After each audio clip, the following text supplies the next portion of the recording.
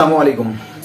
Honours second ইয়ারের compulsory English বা non credit ইংলিশের রাইট ফর্ম ভার্বসের পার্ট 3 তে সবাইকে স্বাগত জানাচ্ছি। আজকে গত 2 দিনের মতো আজকে আমাদের তৃতীয় যে পার্ট, সেই পার্টেও ঠিক 8টি প্রশ্ন এখানে থাকছে এবং প্রত্যেকটি প্রশ্নেই একটি করে রুলস রয়েছে। তো আমরা প্রথম যে প্রশ্নটি আছে সেটি দেখে আসি। যে it is time to go লেখা আছে, এই সবগুলোই খুব গুরুত্বপূর্ণ প্রশ্ন। It is time to go, তো আমরা জানি যে এখানে যে সূত্রটা পড়ছে সেটা হলো ইট ইজ টাইম। তো ইট ইজ টাইম অথবা ইট ইজ হাই টাইম যদি থাকে, এরপরে টু থাকলে V1 বসে, মানে যা আছে তাই বসে, অর্থাৎ আমাদের ব্র্যাকেটের মধ্যে যে ভার্বটা আছে সেই ভার্বটা এখানে বসে যাবে। এরপর 18 নম্বর যে প্রশ্নটা আছে সেটা হলো it is a high time, ওই লেখা আছে। তো সূত্রটা হলো যে ইট ইজ আ টাইম অথবা it is a high time যদি থাকে অথবা ইট ইজ প্রপার টাইম যদি থাকে, এরপর সাবজেক্ট থাকলে ভার্বের 2 নম্বর ফর্ম হয়। তাহলে আমরা দেখতে পাচ্ছি এখানে আমাদের ইট ইজ হাই টাইম লেখা আছে, এরপর একটা সাবজেক্ট দেওয়া আছে। তাহলে যদি থাকে তাহলে মূল ভার্ব যেটা আছে অর্থাৎ ব্র্যাকেটের মধ্যে যে ভার্বটা আছে সেই ভার্বের 2 নম্বর ফর্ম অর্থাৎ স্টাডি থেকে উত্তরটা হবে কি স্টাডিড। স্টাডিড। এরপর 19 নম্বর প্রশ্নে বলা আছে হি ড্যাশ রান নাও লেখা আছে।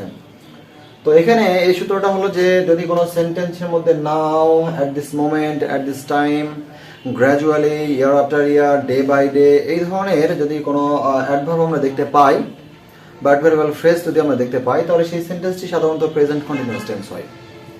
আর আমরা সবাই জানি যে প্রেজেন্ট কন্টিনিউয়াস টেন্সের জন্য সাবজেক্টের পরে এম ইজ আর, হি এর জন্য ইজ বসে এবং যে মূল ভার্ব আছে তার সাথে আইএনজি যুক্ত হয়, অর্থাৎ রান থেকে হবে এখানে রানিং। 20 নম্বর প্রশ্নে আমাদের দেওয়া আছে there dash B 50 ponds in the village now লেখা আছে। আমরা জানি যে হেয়ার অথবা দেয়ার দ্বারা যদি কোনো সেন্টেন্স শুরু হয় তাহলে হেয়ার এবং দেয়ারের পরে যে নাউন থাকে সেই নাউন অনুযায়ী সাধারণত ভার্বটি বসে। তো আমাদের এখানে দেওয়া আছে 50 পন্ডস অর্থাৎ 50টা পুকুরের কথা বলা হয়েছে। নিঃসন্দেহে এটা একটা প্লুরাল নাম্বার। প্লুরাল নাম্বার যদি হয় তাহলে ভার্বটাও আমাদের এখানে প্লুরাল বসবে। দেয়ারের জন্য সিঙ্গুলার এবং প্লুরাল 2 ধরনের ভার্বই বসে। তো এখানে যেহেতু আমাদের সেন্টেন্সের মধ্যে নাও লেখা আছে মানে এটা প্রেজেন্ট টেন্স যাচ্ছে। প্রেজেন্ট টেন্স যদি চেয়ে থাকে বি ভার্বের ক্ষেত্রে সেটা শুধুমাত্র প্রেজেন্ট ইনডিফিনিট টেন্স করতে হয়, অর্থাৎ বি ভার্ব সমান সমান এম ইজ আর নিতে হয়। যেহেতু ভার্ব আমাদের নাউনটা এখানে প্লুরাল করে দেওয়া আছে, সঙ্গত কারণে এখানে আমাদের উত্তর হবে আর। 21 নম্বর প্রশ্ন আমাদের দেওয়া আছে she always dash get up early দেওয়া আছে। তো এই সেন্টেন্সের মধ্যে যে সূত্রটা আমরা পাচ্ছি সেটা হলো অলওয়েজ লেখা আছে। তো অলওয়েজ যদি কোনো একটা সেন্টেন্সে থাকে, নর্মালি, জেনারেলি, অকেশনালি, অফেন, এইগুলো শব্দ থাকে, এভরিডে থাকে, তাহলে সেই সেন্টেন্সটি সাধারণত প্রেজেন্ট ইনডিফিনিট টেন্স করতে হয়। আর আমরা জানি যে প্রেজেন্ট ইনডিফিনিট টেন্সের সময় সাবজেক্টটা যদি থার্ড পারসন সিঙ্গুলার নাম্বার থাকে তাহলে মূল ভার্বের সাথে আমাদের এস বা ইএস যুক্ত হয়। আর আমাদের এখানে দেওয়া আছে সে অলওয়েজ গেট লেখা আছে, তাহলে উত্তরটা হবে গেটস। 22 নম্বর প্রশ্ন আমরা দেখতে পাচ্ছি যে one of the students dash be present লেখা আছে। সূত্রটা হলো যে কোনো সেন্টেন্স যদি one of, each of, either of, neither of এগুলো যদি থাকে তাহলে এদের পরে যে নাউন বসে বা প্রোনাউন বসে সেটি প্লুরাল করতে হয়। যে কারণে এখানে one of the students plural করে দেওয়া আছে, কিন্তু ভার্বটা আমাদের এখানে হয় সিঙ্গুলার। এখানে অনেকে স্টুডেন্টস লেখা দেখে ভার্বটা প্লুরাল করতে পারে, কিন্তু আসলে এটা কখনোই সম্ভব নয়। এখানে বলা হচ্ছে ওয়ান অফ দ্য স্টুডেন্টস মানে অনেকগুলো ছাত্রের মধ্যে কেউ অন্যতম একজন, অন্যতম মানে কি অনেকের মধ্যে এক, অর্থাৎ একজনকে বোঝানো হয়। সে কারণে আমাদের উত্তর হবে এখানে ইজ।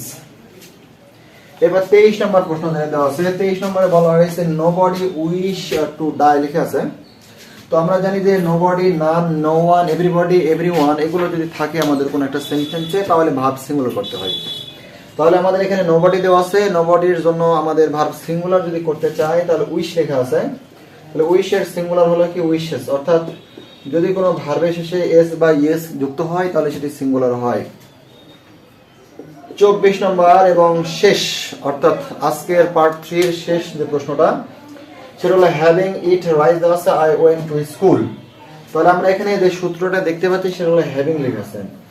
যদি কোনো সেন্টেন্সের মধ্যে হ্যাভিং লেখা থাকে, বিং লেখা থাকে, গেট লেখা থাকে অথবা টু বি লেখা থাকে তাহলে এরপরে যদি গ্যাপ দেওয়া হয় তাহলে সেই গ্যাপে অর্থাৎ সেই শূন্যস্থানে ভার্বের 3 নম্বর ফর্ম বসে। তাহলে এখানে আমাদের যে ভার্ব দেওয়া আছে সেটা ইট লেখা আছে, যার 3 নম্বর ফর্ম অর্থাৎ পাস্ট পার্টিসিপল ফর্ম হলো ইটেন।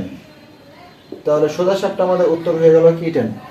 তো আমাদের মোটামুটি আমরা আর একটা ক্লাস করবো রাইট ফ্রম ভার্বসে, অর্থাৎ 4টা ক্লাস দিয়ে আমাদের যে মূলত এখানে 5 মার্ক, কিন্তু যদি একটু বৃহৎ পরিসরে বলা যায় তাহলে মোটামুটি রাইট ফ্রম ভার্বস যদি ভালো করে পড়া হয় তাহলে 15 মার্কের মতো আমরা এই অনার্স সেকেন্ড ইয়ারের যে নন ক্রেডিট ইংলিশ আছে সেখানে আমরা কম পেতে পারি।